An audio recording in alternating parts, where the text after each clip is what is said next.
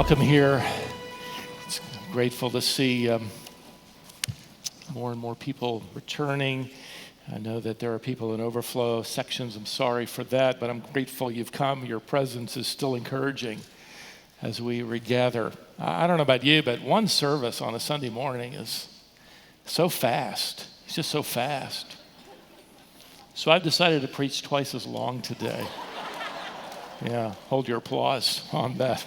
It is a little longer, okay, but go to Ecclesiastes with me, would you? And as you're turning, on several occasions in my study, I've come across different authors who've retold essentially the same story, no doubt a legend that seems to have originated in the Far East.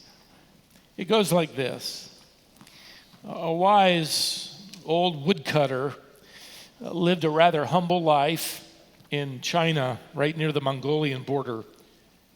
And one day his favorite horse, a beautiful gray mare, jumped the fence and galloped away and was seized as it crossed the border into Mongolia.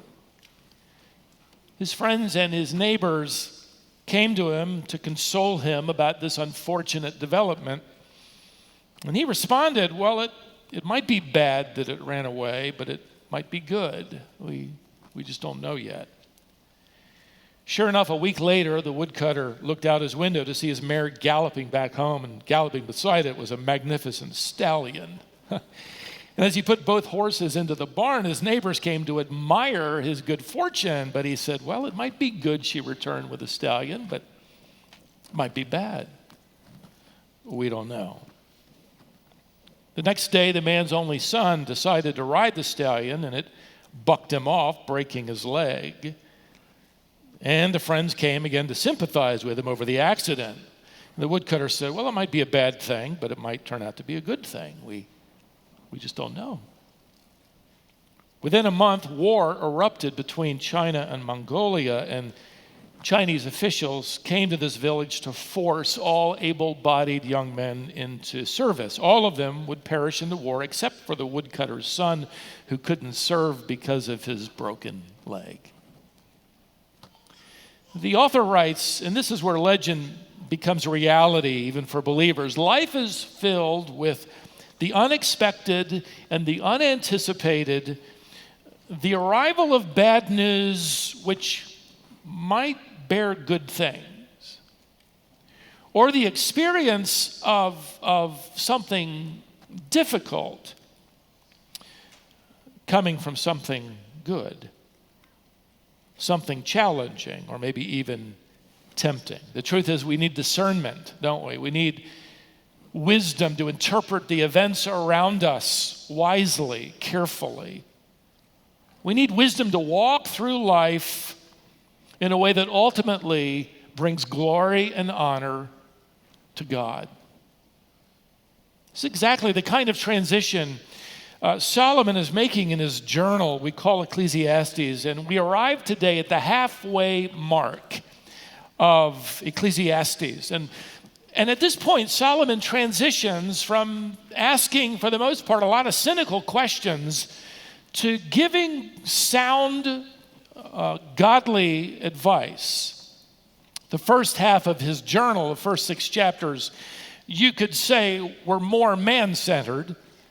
Now his focus in the last 6 chapters becomes more God-centered. In fact, there are a couple of words that are going to appear 35 times in these final 6 chapters, the words wise and wisdom. And as we begin the second half now with chapter 7, you'll immediately notice if you just glance down the page that it looks a lot like the book of Proverbs. He's going to deliver in rapid fashion a series of contrasting statements, statements of comparison, completion. He's going to show us a better way to live. If you want to pursue wisdom down here under the sun during a very brief life, here's something better. In fact, he's going to use that word better 11 times in this chapter. You might circle them when you encounter them. as we study through here. Now, in order to navigate our way through these opening verses, we're going to cover 14. This is going to be miraculous. I've organized his advice into 4 categories. I just couldn't find a way to break it up. So I'm going to deal with all of it, but I'm going to give it to you in 4 categories with 4 categorical statements. And I want you to think of it this way. God, through Solomon, is going to give us 4 pieces of very good advice. Here's the first piece of advice. Contemplate your casket seriously. Look at verse 1. A good name is better than precious ointment, and the day of death, implied, is better than the day of birth. Now, you might think this isn't the best way to start giving advice for life, how to live.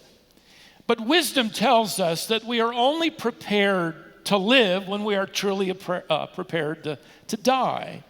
So Solomon begins this proverb now by contrasting what matters most. And again, he uses the word better. What's better? He contrasts a good name, that is your reputation, with your physical impression or appearance. You might have, he says, the best ointment. You could translate that into our culture, the best perfume or the best cologne. You might have the best perfume or the best cologne, but it's not worth much without a good name. What good is perfume or cologne if your reputation stinks? Basically, that's what he's saying. If it's rotten. Now, you can broaden the idea of perfume or cologne to include anything related to the impression you make physically, your clothing, your jewelry, your physical stature. None of it can be compared to a good name. A good name is better. I came across an old adage that says it this way: everyone has 3 names in life. One given to them by their parents. The second is a name or a nickname you're called by others. And the third is the name you earn by the way you live. He's an honest man. She's a diligent worker. He's a liar. She's a cheat. That's the kind of name Solomon is referring to here. It's the name you've earned by the way you live.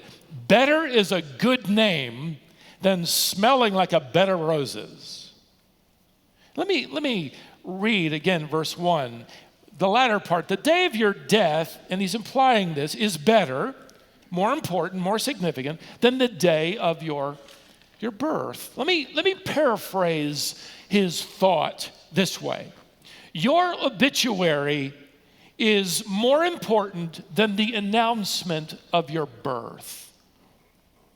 Your obituary is more important than the announcement of your birth. The day that you were born, you were ushered into a world where you will live for a few brief years, certainly significant. Without that, nothing else will follow. But the day you die ushers you into an eternal life where you will live either in heaven or in hell forever, and that's far more significant.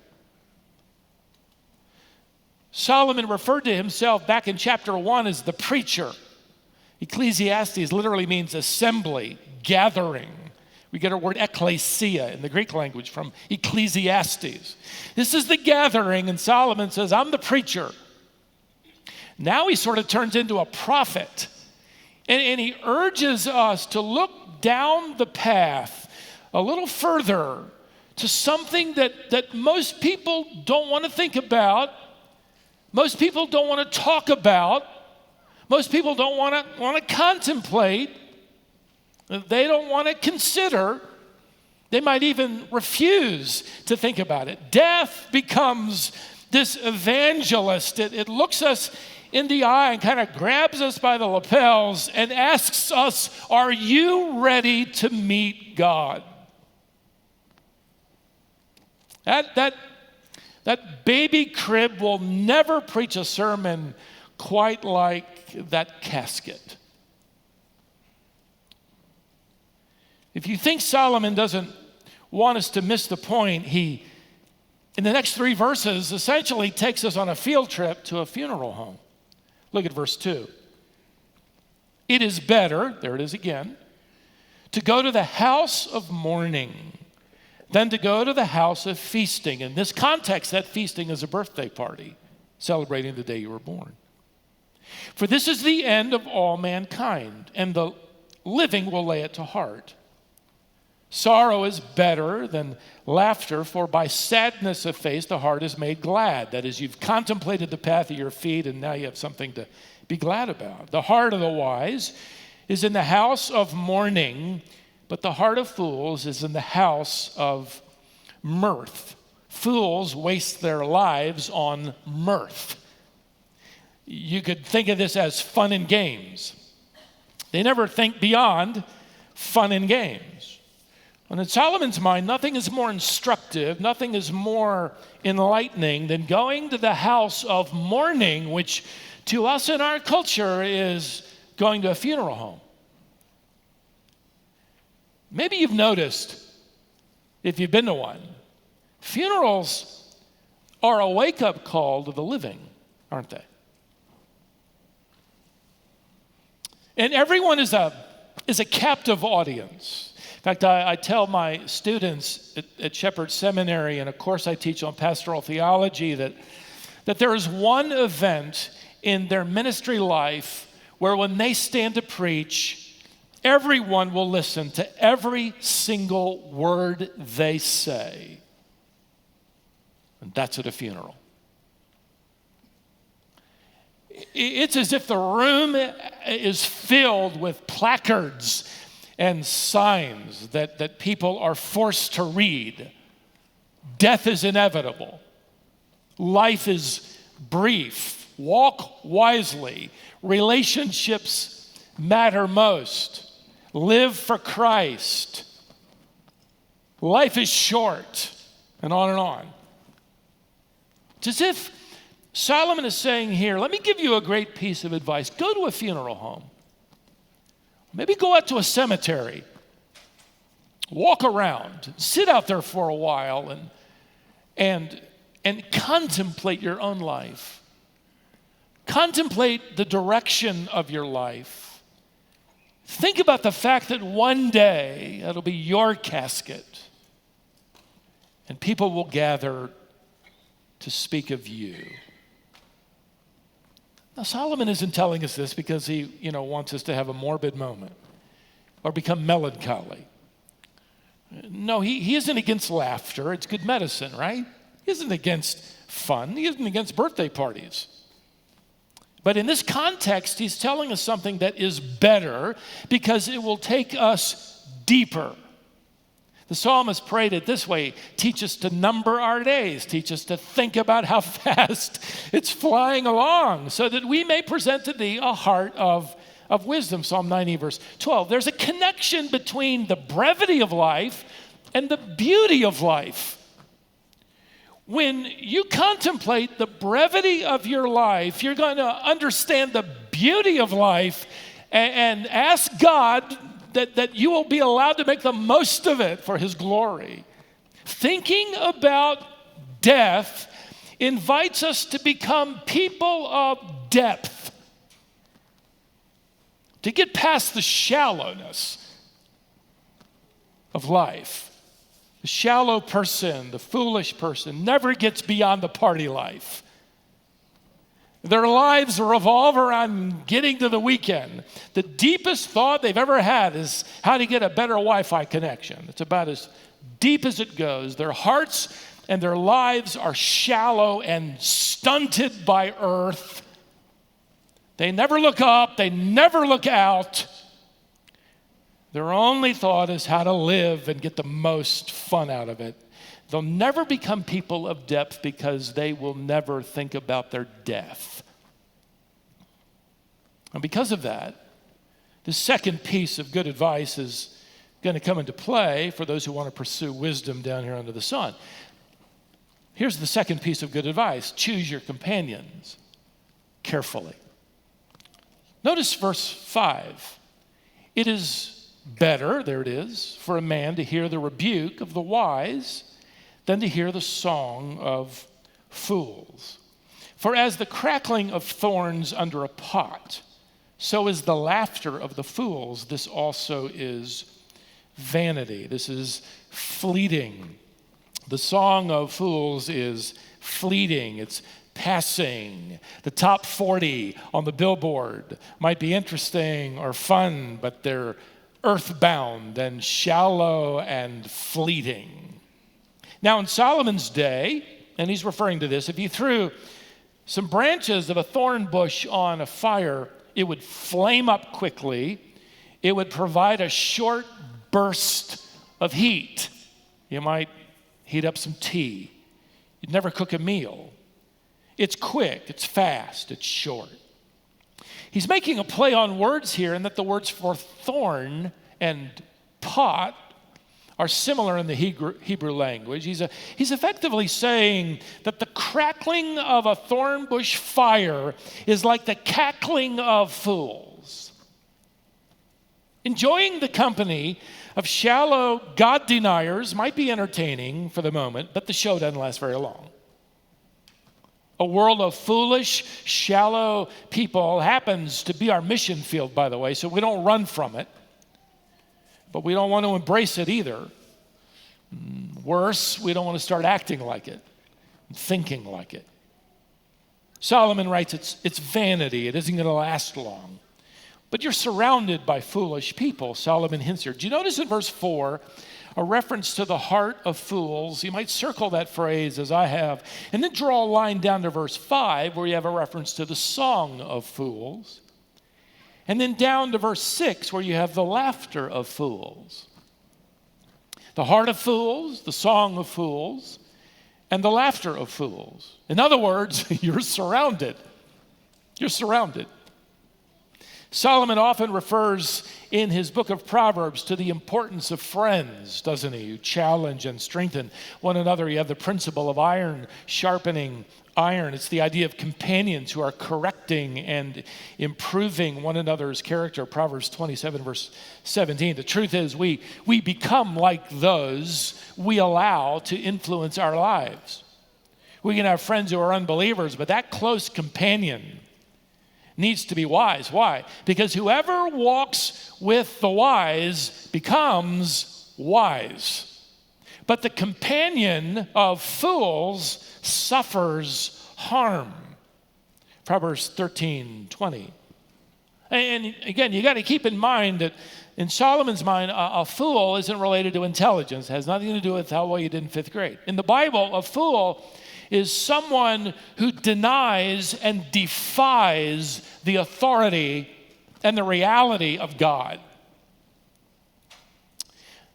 That kind of fool shows up in all kinds of contexts. In fact, the fool is described by Solomon in the book of Proverbs 71 different ways. David sort of describes a fool categorically in Psalm 14:1 as someone who says in his heart, there is no who? There's no God. So if you want to pursue wisdom during this brief life under the sun, choose your companions. Choose those whom you allow to influence your thinking and your heart and your life carefully. Now look at verse 5 again. He points out something better. It is better for a man to hear the rebuke of the wise than to hear the song of fools. Here's what he's saying. Having someone challenge your life is more helpful than having them sing your praises. Don't be deceived by flattery. Rebuke, wise rebuke, is far better than empty, silly, short-lived accolades. I don't know about you, but I'm always filled with a little sense of dread for people that I see included in some ceremony, some honor, inducted in some hall of fame. I might read in the newspaper about them winning an Oscar or an Emmy or a Pulitzer or a Nobel Prize or some Kennedy Center honor ceremony for them. Not that those awards are bad in and of themselves, but many of the recipients of these awards, from what you can read and observe, their lives are anything but honorable. Their lives are anything but worthy of praise or imitation. The fame they are relishing in is momentary. It's like the flame of a thorn bush fire that bursts into flame, and it's all exciting, and it's a lot of heat, but it doesn't last. And I wonder about some of them, not all of them, but some of them, if that honor, if that Oscar, that Emmy, that Pulitzer Prize, that #1 hit on the Billboard chart, that best-selling book on the New York Times list, or that Pulitzer Prize is effectively, essentially, the last nail in their coffin, blinding them to believe that if so many people are applauding them, if so many people are honoring them, that their lives must be heading in the right direction, when in reality they are on a broad path and people are cheering them all the way to hell. I fear for them, surrounded by the songs of fools. I can't help but wonder if somewhere along the way they refused to hear the honest rebuke of one person who would tell them the truth. That's you. That's the gospel. A member of Congress was traveling through our area a couple of weeks ago and called my office to see if we could meet. I'd never met him. We arranged to meet, fascinating conversation for about an hour, 30 minutes or so plus. And that afternoon he was leaving, in fact, to meet with the president. And he shared with me his testimony, a committed believer. After hearing his testimony, I plied him with questions about Washington, the state of affairs, and I promised him I wouldn't mention his name. He told me that over the years, he has been given the opportunity to deliver the gospel to many different individuals in the highest reaches of power. He said to me, there are occasions when I am giving the gospel to someone and it's pretty clear to me that they don't even hear me. There's so many voices drowning out the truth. Can you imagine hearing from thousands of adoring people how great you were, only to one day realize there was that one person or two or three who were messengers of truth? That's what Solomon is warning us. He's saying, don't be like that. Listen to rebuke. Be the kind of believer that's open to the companions of wisdom who are willing to tell us correction, truth, the wisdom of God for our lives. Don't turn them off. They will do you more good than a room full of people singing your praises. Contemplate your casket honestly. Choose your companions carefully. Here's a third piece of good advice. Cultivate your character wisely. Notice verse 7 now. Surely oppression drives the wise man into madness, and a bribe corrupts the heart. Now let me put this proverb into the form of a question. Here it is. How do I handle the temptation to cut corners? Do I have a price tag? Can I be bought? Come on, When the pressure's on, doing the right thing is driving you crazy, Solomon writes, into madness. Just relax and go with the flow. Why do you always have to take the high road? What are you trying to prove? Give in. Everybody's doing it.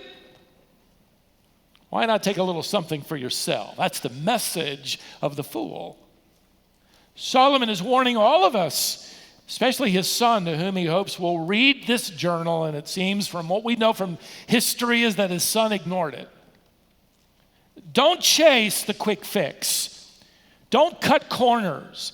Don't compromise in order to get it just a little more comfortable in life. And with that, he reminds us in verse 8, notice there, better is the end of things than its beginning, and the patient in spirit is better than the proud in spirit. In other words, keep on doing the right thing, because in the end, that quick fix wasn't any better.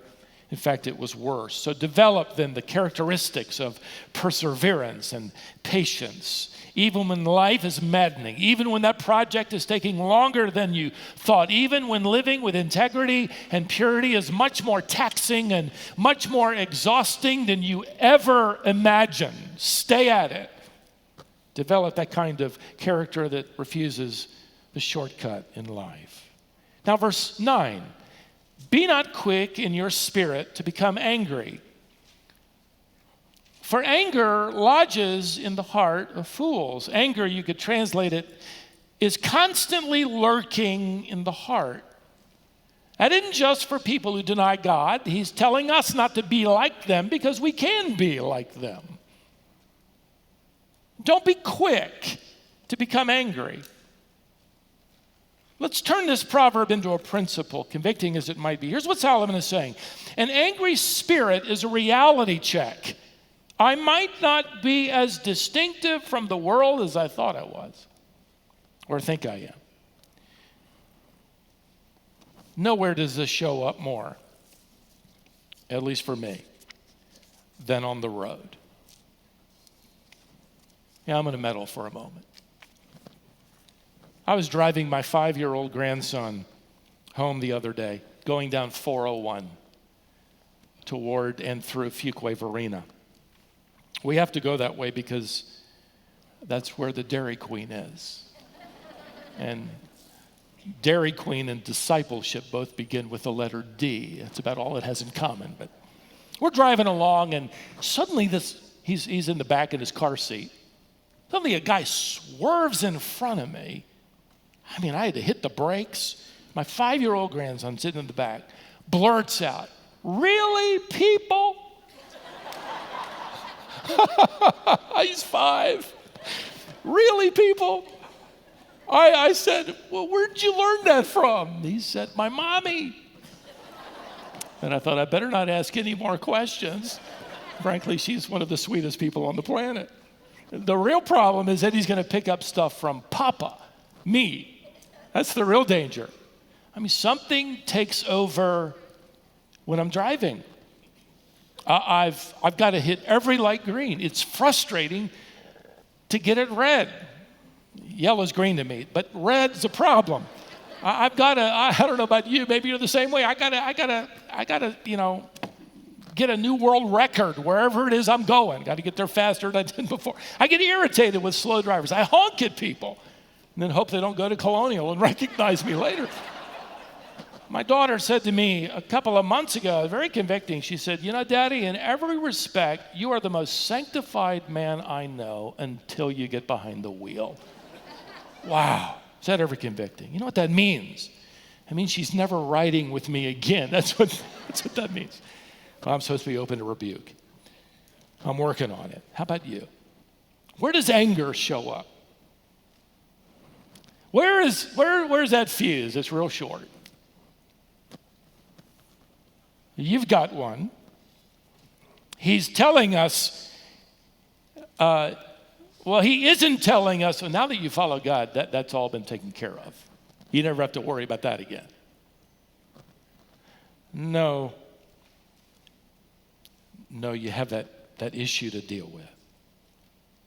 Let's move on to verse 10. Say not, why were the former days better than these? For it is not from wisdom that you ask this. Why were the former days better than these? Is that a verse for today or what? Let's talk about how good it used to be.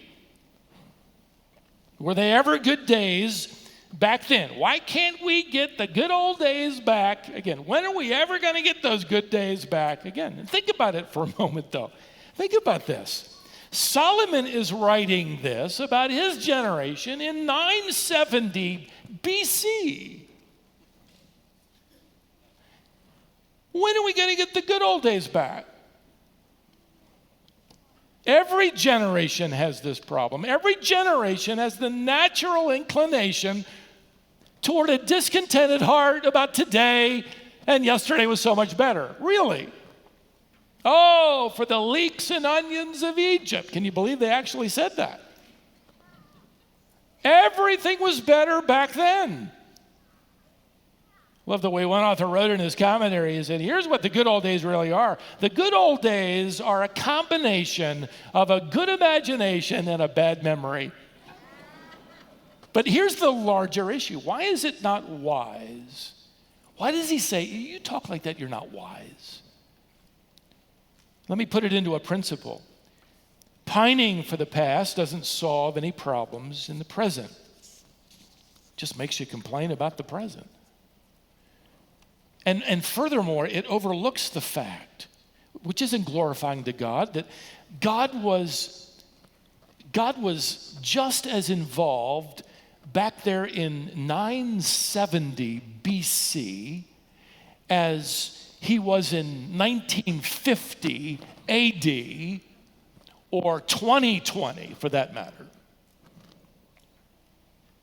The bigger issue is that we tend to pine for the past and we airbrush the past. We glorify the past, which is unbelief.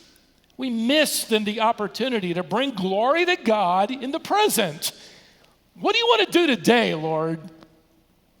This is the day the Lord has made. We will complain about what it used to be. We will rejoice and be glad in it. Yeah. That's a little convicting. Let's go to verse 11. Okay, wisdom is good with an inheritance, an advantage to those who see the sun. For the protection of wisdom is like the protection of money, and the advantage of knowledge is that wisdom preserves the life of him who has it. The word here for inheritance is a word that refers to wealth or possessions passed down for generations. And Solomon is delivering a warning here that receiving an inheritance is a good thing, but without wisdom, that inheritance is more than likely going to destroy your life.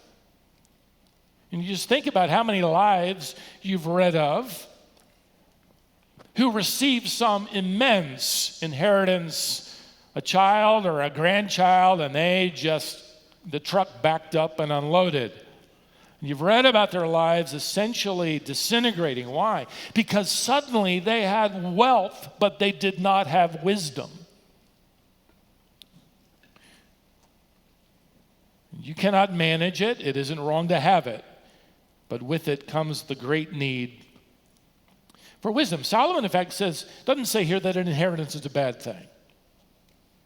But your life isn't going to be protected or preserved, and a life worth living without wisdom. A wealthy multimillionaire once told me that in confidence a few years before he died that he was going to leave his millions to ministry causes because he said, if I left it all to my children, he said, I know it will ruin their lives. Let's cultivate the characteristics of integrity and patience and trust in God. Now, Solomon has delivered some life-changing counsel here. First, contemplate your casket seriously. Second, choose your companions carefully. Third, cultivate your character wisely. Now here's the final category of good advice. Number 4, consider your Creator humbly. Look at verse 13. Consider the work of God. Who can make straight what he has made crooked? In the day of prosperity, be joyful. And in the day of adversity, consider God has created the one as well as the other, so that man may not find out anything that will be after him. Let me put this text into the form of 2 statements.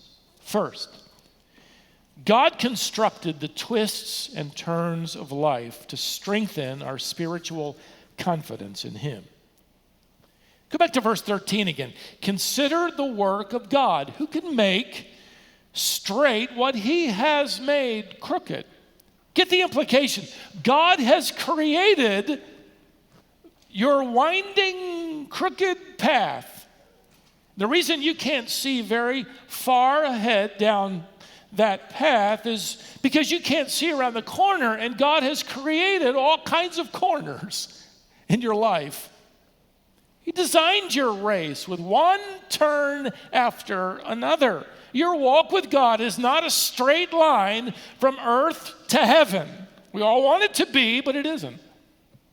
God did that. God created that winding path for reasons he may never explain this side of heaven. And so with humility, we bow at his throne and we develop confidence. Not that it's going to smooth out or straighten out, but confidence in our Creator who made it that way. Second, here's the second principle. God created the ups and downs of life to stabilize our dependence on him. Look at verse 14 again. In the day of prosperity, be joyful. In the day of adversity, consider God has made the one as well as the other. He has created the ups and downs of life. It isn't always uphill, and it isn't always downhill.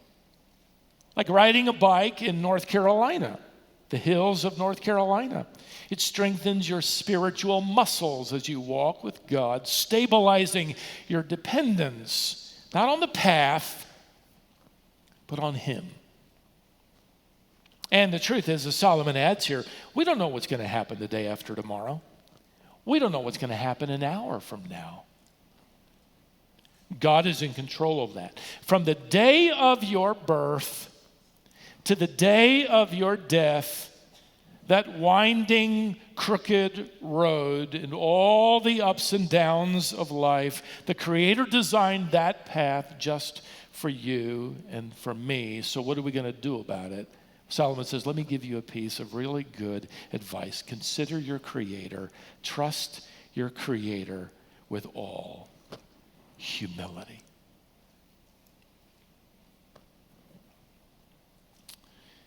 I close with this. In the late 1800s, a carpenter during the week and a preacher on the weekends, a man by the name of George Young, traveled the Midwest holding revivals on the weekends with his wife and family, small country churches. More than likely, you, like me, never heard of them. Faithful to Christ. One weekend, while he and his wife and children were away from home holding meetings, a man who'd been offended by his preaching slipped over to where George had just finished building a new little home for his family, and he set it on fire. When the Youngs returned, their home was a pile of ashes.